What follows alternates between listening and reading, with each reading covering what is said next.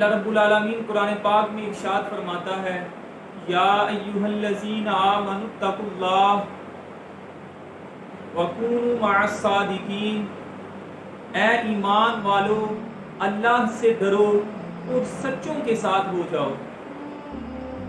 اس آیت مبارکہ میں اللہ رب العالمین نے دو حکم دیے۔ نمبر 1 کہ تمہیں اللہ سے ڈرنا ہے، تم نے متقی بننا ہے،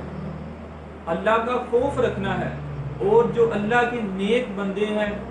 جو سچے لوگ ہیں، وہ لوگ جن سے اللہ راضی ہے، وہ لوگ جو اپنے رب کے بڑے قریب ہیں، وہ لوگ جو عبادات میں اپنی زندگیاں گزارتے ہیں، وہ لوگ جو دنیا سے بے رغبتی اختیار کرنے والے ہیں اور اس پر استقامت رکھنے والے ہیں، تم نے ان لوگوں کے ساتھ ہو جانا ہے، ان لوگوں کے پاس بیٹھا کرنا ہے، ان کی صحبت اختیار کرنی ہے۔ فرمایا کہ اللہ سے ڈرو۔ اللہ سے ڈرنے کا مطلب کیا ہے؟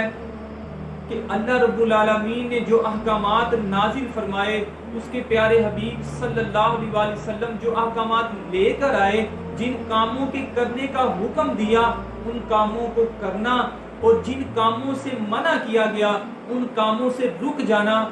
یہ اللہ سے ڈرنے کا مطلب ہے۔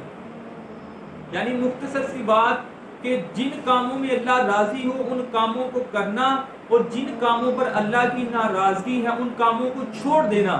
یہ متقی لوگوں کی نشانی ہے۔